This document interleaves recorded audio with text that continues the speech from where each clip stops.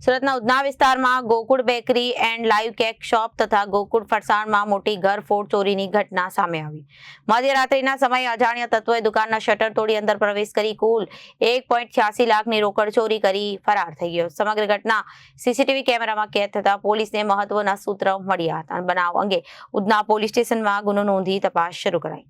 સુરતના ઉધના વિસ્તારમાં Gokul bakery and live cake shop તથા ગોકુળ ફરસાણમાં મોટી ઘરફોડ ચોરીની ઘટના સામે આવી છે.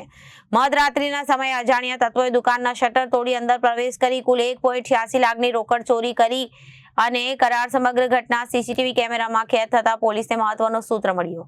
બનાવ અંગે ઉધના પોલીસ સ્ટેશનમાં ગુનો નોંધી વધુ તપાસ હાથ ધરી. પોલીસ કમિશનર અનુપમસિંહ ગેહલોત સહિતના ઉચ્ચ અધિકારીઓના માર્ગદર્શન હેઠળ તપાસ તેજ કરવામાં આવી. ઉધના પોલીસ અને ક્રાઇમ બ્રાન્ચે સંયુક્ત ટીમ બનાવી તપાસ હાથ ધરી. હ્યુમન સોર્સ અને ટેકનિકલ સર્વેલન્સના આધારે આરોપીઓ સુધી પહોંચાડવામાં સફળતા કુલ 5 આરોપીઓને ઝડપી પાડી ગુનાનો ભેદ ઉકેલાયો.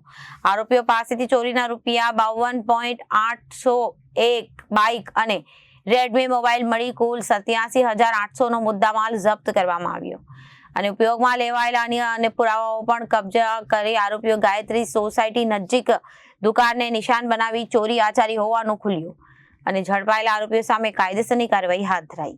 ઉધના પોલીસ સ્ટેશનમાં આવેલ ગોકુલ ફરસાણ અને ગોકુલ લાઈવ કેક એની જે દુકાન છે એનું શટર ઊંચું કરીને એક ઘરફોડ થયેલી.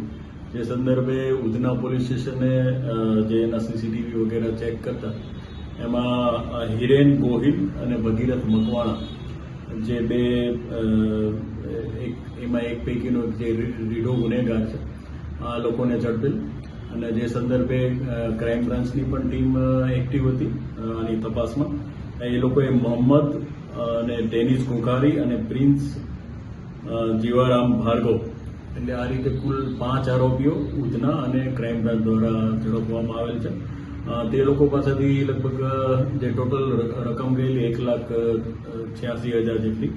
એ પૈકી હાલ 52,000 ઉપરાંતની રકમ રિકવર કરેલ છે અને એક મોટરસાયકલ અને મોબાઈલ પણ રિકવર કરવામાં આવેલ છે. આ સિવાય બાકીની રકમ રિકવર કરવા માટેના પ્રયાસો ચાલુ છે, તપાસ હાલ ચાલુ છે. એટલે આ રીતે જે છે સીસીટીવીની મદદથી ઉધના પોલીસ સ્ટેશન અને ક્રાઇમ બ્રાન્ચને ગુનો શોધવામાં સફળતા મળેલ છે. Bureau report Janadesh news.